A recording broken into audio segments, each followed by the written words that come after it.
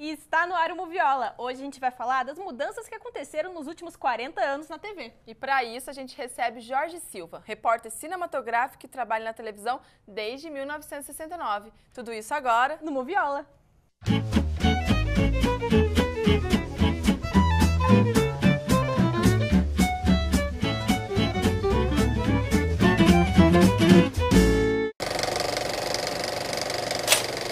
Apesar da internet estar em alta, a televisão continua sendo a principal fonte de informação e entretenimento aqui no Brasil. Como se trata de tecnologia, ela está em constante transformação. Mesmo com apenas 63 anos de idade, ela já passou por várias mudanças. Uma pessoa que viu grande parte dessa mudança foi o repórter cinematográfico Jorge Silva. Obrigada pela presença, Jorge. Eu que agradeço a oportunidade que vocês me deram para eu poder contar um pouquinho da história que eu passei por lá, né? Um pouquinho é muita história, né, Jorge? Mas, bom, para começar, eu queria que você contasse como que foi esse começo que você teve na TV Cultura, que foi, em primeiro lugar, a primeira experiência com TV, né? Bom, eu entrei na TV Cultura para revelar filme, porque na época não tinha vídeo ainda, e a televisão era, em primeiro lugar, era movida a carvão. Né? Então, para ajudar um pouquinho esse carvão, a gente trabalhava lá na revelação de filme, que revelava-se filme negativo, o pessoal trazia da rua, e eu, como laboratorista, estava lá revelando esse material. Ele saía da minha mão, um filme negativo, que ia lá para o telecine, onde ele ia passar por um processo de reversão e se transformar em filme positivo. Ele era um filme 16 milímetros, porque a gente não tinha ainda o recurso do VT. Então foi uma época assim, bastante difícil, porque o filme não tem tolerância que tem os nossos equipamentos modernos. O filme você rodou, ou usa, ou joga fora. Não tem como voltar e fazer de novo. Mas além dessa experiência que você teve nessa parte da revelação do filme, o senhor também trabalhou como cinegrafista. Foi aí que surgiu a oportunidade de eu partir para a cinegrafia, né? Só que aconteceu meio por acaso. Uhum. Fernando Pacheco Jordão, que era o diretor de jornalismo, ele precisou de uma equipe para fazer uma visita que estava chegando lá no Teatro Ruth Escobar, e a nossa diretora, Nidia Alice, foi lá para fazer a recepção desse cidadão, que era o ministro de Portugal. Acho que Marcelo Caetano, se não me falha a memória. E como não tinha cinegrafista no momento, o Fernando Pacheco Jordão pediu para mim que fosse lá para fazer uma chapa 13. A chapa 13 é aquela que no filme antigamente só tinha 12 chapas, então a 13 é aquela que não existe. Uhum. Então eu fui lá para não filmar nada, só para mostrar que a equipe foi, tá? Mas só para fazer presença. Foi uma mera coincidência, assim. Mas aí, como eu já tinha experiência de fotografia, eu falei, o filme nada mais é que uma fotografia em movimento. Vou usar esse esquema aí. Aí botei filme na máquina e tal, fui para lá. Chegou lá, fiz numa tomada só de 30 segundos a chegada do homem, descendo do carro, cumprimentando a Nidia Alice, e entrando no Teatro Ruth Escobar, ainda deu tchauzinho para a câmera e foi. Quando eu voltei, eu revelei o material, entreguei para o Fernando Pacheco Jordão. Ele meteu um texto ali e ainda botou no ar, naquele dia mesmo. E no dia seguinte eu já estava na rua filmando, como se fosse cinegrafista de verdade. Uhum. Quer dizer, fui aprender na rua, nos trancos de barranco, com equipamento terrível. A gente sabe que a película ela tinha um tempo máximo de gravação. E como que era, tipo, na época que você trabalhava, você ia sair para a rua, você tinha aquele tempo máximo só, você não podia sempre ultrapassar como agora, que a gente pode gravar e depois apagar, fazer de novo. Eles calculavam mais ou menos, você ia fazer 3 matérias, 2 ou 3 matérias naquele dia. Porque o trânsito de São Paulo, já naquela época, já estava complicado. Então você perdia muito tempo para chegar no seu deslocamento de uma matéria para outra. Então eles me davam 3 rolinhos de filme de 100 pés cada um, que correspondia a 3 minutos. Cada? Para fazer imagem para cada matéria. 3 minutos. É pouquíssimo, né? Comparado a hoje que a gente dá um rec, deixa a câmera rodando. Eu não consigo nem imaginar o que você sair com 3 rolinhos. 3 minutos. 3 minutos cada um, né? Tá, você não podia errar no enquadramento, no foco, você não podia errar em nada. Não, o repórter também não podia errar, né? O repórter tinha que ir... Já tinha que estar preparado, O né? repórter tinha que fazer as passagens dele 500 vezes antes de gravar. Ter certeza que quando fosse gravar estava certo. É. Então, eles iam para casa falando que ficava na cabeça, né? Uhum. Então, tinha esse problema. E ele saía com um rolo de 400 pés, também para cobrir essas 3 matérias. Esse rolo de 400 pés era um filme com banda magnética, onde se gravava as sonoras. Que é a gravação de áudio separada. Era separado. Então era uma gravação de vídeo e uma gravação de áudio, era tudo Isso. separado? Aí, quando chegava na redação, o repórter já estava o textinho da matéria pronto, fazia para cobrir aquelas imagens que foram feitas no filme dos rolinhos de 100 pés, que era filme mudo, que a gente chamava de mudinhos. E então fazia o texto para encaixar naquelas imagens que foram feitas sobre a matéria. E você que assim, você já trabalhou tanto com a película quanto com o digital. Você vê assim alguma vantagem que a película tenha que o digital? Existe alguma vantagem na película? Eu gostava mais da película porque é um material impresso pela luz, né? Em seguida revelado. Então ele não tem aquele problema de rasgar a imagem quando você pega um contraluz. Então você tem um recorte perfeito mesmo no contraluz. Coisa que no vídeo é muito difícil você conseguir sem danificar a imagem. Quer dizer, há sempre no recorte do cabelo, por exemplo, você sente que tem umas coisinhas ali que não agrada. E esse recorte é o que mais atrai o pessoal que vai no cinema para ver filme, qualidade, não sei o quê.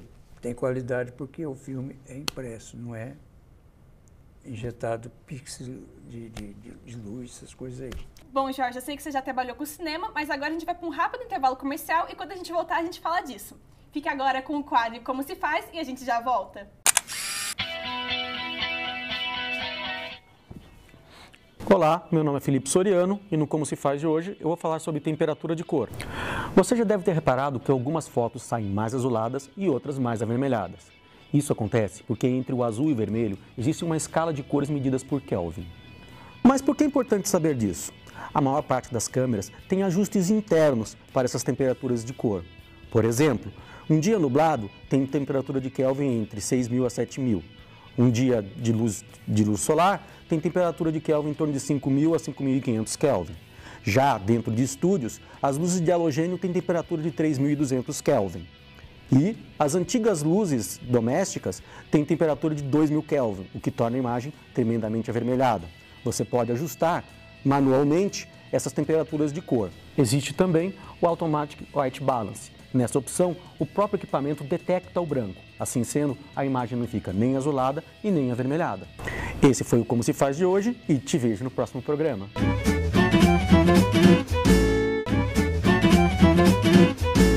Estamos de volta e o Moviola de hoje recebe o Jorge Silva, repórter cinematográfico. Confira agora o quadro Eu Assisti e já já voltamos com a entrevista com o Jorge.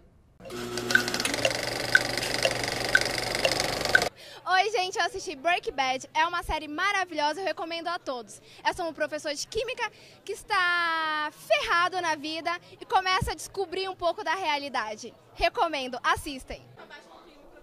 Eu assisti Cabaré e eu recomendo, porque a Liza Minnelli tá fantástica. Eu assisti Assassinos por Natureza, é um filme que eu gosto muito, que conta a história de um casal que sai matando alucinadamente e no meio de tudo isso tem um amor muito louco dos dois, que é um amor verdadeiro, então vale a pena ver.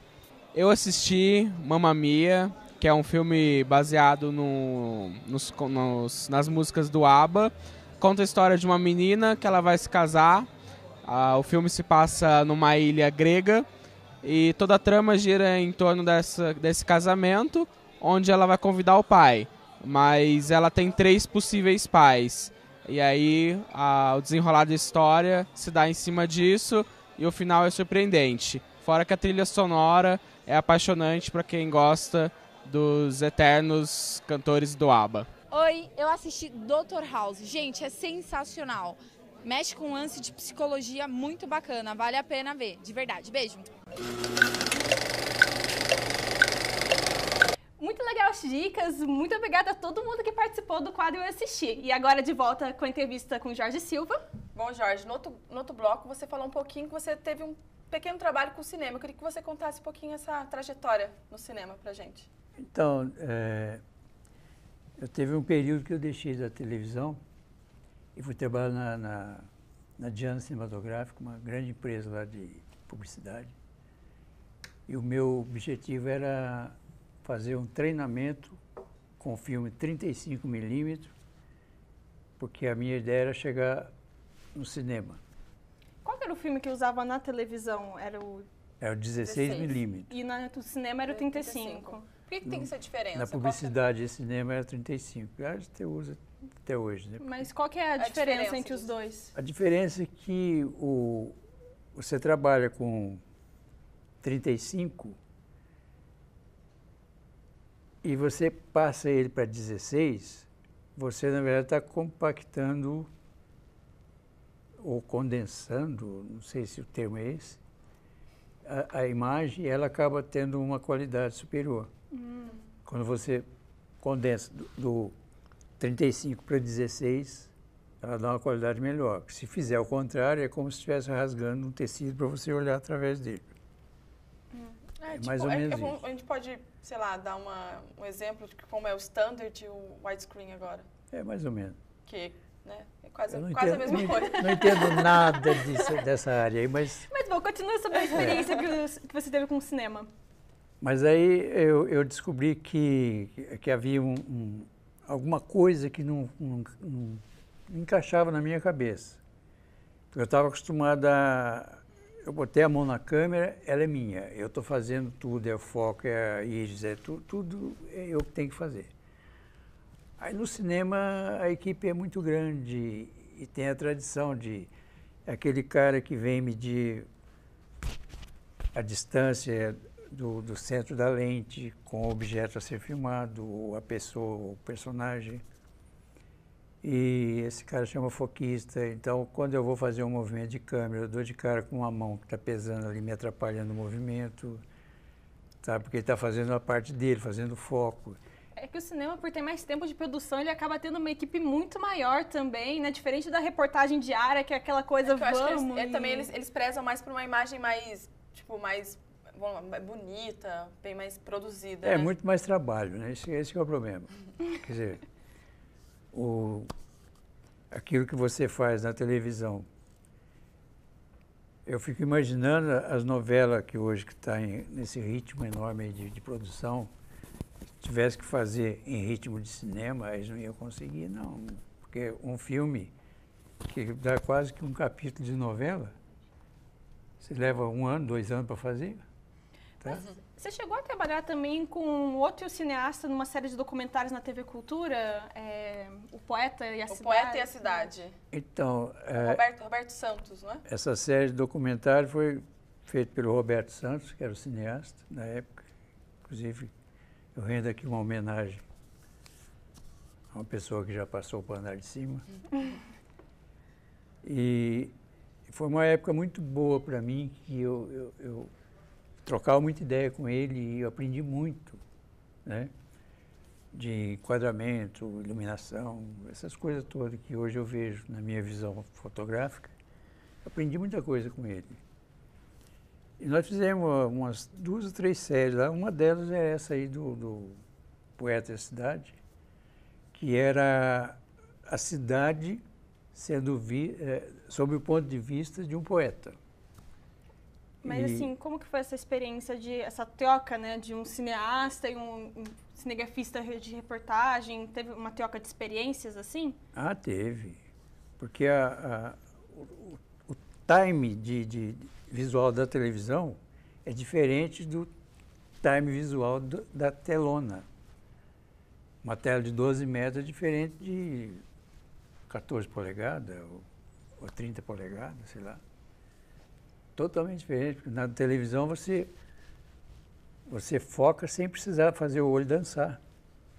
E no cinema você tem que ficar dançando. É aquela coisa, televisão é um pouco mais dinâmico, né? O negócio pode passar mais rápido, mais... Exatamente. Mais, A imagem do cinema também é maior. bem maior. Tem muito ponto a ser focado, né? Exatamente. Se você pegar um filme editado para televisão e botar ele na telona, vai fazer uma bagunça, porque você não vai conseguir acompanhar todos os detalhezinhos, porque o tempo de corte é muito mais rápido.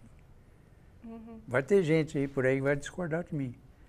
Mas é só ele sentar no cinema e começar a lembrar do que eu falei e vai ver que... Não, sim. Um outro trabalho também que vale a pena destacar é o... Som, Forma e... Movimento. Que é um programa da TV Cultura também. Também rendo homenagem ao produtor desse programa, que já foi. Já foi também. É o Luiz Antônio Simões de Carvalho. E nesse programa ficou como se fosse um tema livre para a gente trabalhar, onde cada programa a gente focava alguma coisa diferente, ou misturava tudo, entendeu?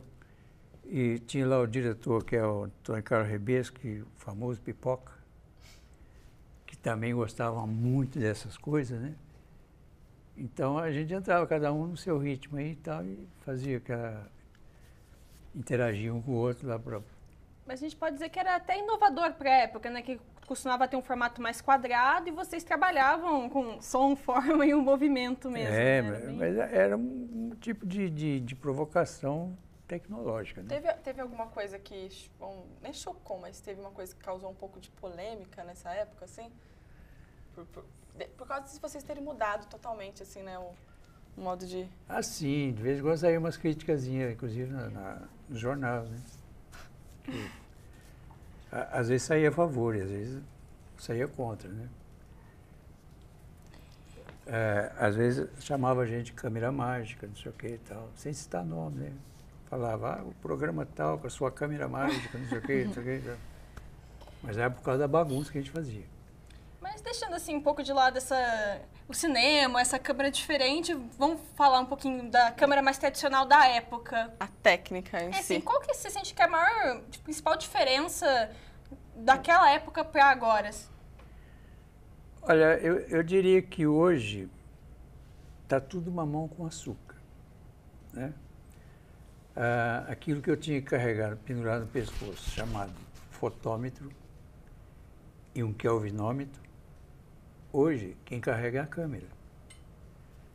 Porque ela bate o olho ali, ela já faz a leitura da luz que ela está recebendo ali, que tipo de luz, se tem muito, se tem pouco, tá? A temperatura da luz que está ligada à kelvinometria, que era a porcaria daquele kelvinômetro que eu carregava, que ele ficava indicando para mim, coloca o filtro tal, coloca o diafragma não sei o quê, faz não sei o que lá, tá? E tudo aquilo tinha que enfiar na cabeça. E cada luz que você pega é diferente. Então, mais do que entendendo a imagem, o cinegrafista ele tinha que entender realmente do funcionamento da câmera, né? E a câmera não tinha tolerância que tem as de hoje, que ela faz tudo sozinha, né? Até o áudio, se você regulou direitinho, mostrou para ela o que você quer, larga ali, não precisa mexer mais, que ela faz tudo. E naquela época era tudo na unha, ou você sabe fazer ou vai dançar. Então você acha que os repórteres cinematográficos de agora estão bem acomodados? Ou... Não, tem alguns que acompanham, aproveita do tempo que sobra, porque a câmera está fazendo a coisa, e ele vai procurando aprender outras que é a informática, a ligação com o computador, que, sabe, essas coisas todas modernas, que está ao alcance da turminha. Eu já não estou mais mexendo com isso, porque achei que agora o negócio é para garotada. Né? Bom, Jorge, nosso programa está chegando ao fim. E eu queria que você deixasse alguma dica ou um recado. Esse ramo de cinegrafia, né? Alguém que tem vontade de ser repórter cinematográfico. Olha, tem uma... eu costumo dizer que tem 3 visões que é importante para o repórter cinematográfico. Que é a visão jornalística, que está em dia com o noticiário mundial. Hoje não é mais nacional, né? É mundial. Tá? Ele tem que estar em dia para saber quem é quem, fazendo o quê, porque a qualquer momento ele é questionado. Ele tem que ter visão fotográfica, já que a câmera faz tudo, mas ela não tem a visão fotográfica. É o repórter cinematográfico que vai ter que ter essa visão, porque senão ela vai fazer o que ela está enxergando, aleatoriamente. Tá? E a visão artística que está no talento de cada um, onde ele vai criar ou descriar, ele vai fazer o que bem entender com o talento dele. E com isso aí eu acho que ele faz a diferença. É até triste, né? Porque é muita história pra contar, é tanta coisa que fica de fora. Eu ainda quero saber daquela história com o Silvio Santos, que eu sei que tem. Mas, infelizmente, o Moviola chegou ao fim. Você pode deixar uma dica pra gente, contar o que você achou do programa, curtindo a página da TV Univap no Facebook. Ou entrando no nosso canal no YouTube. É isso aí, o Moviola fica por aqui. E até a mais. próxima. Tchau.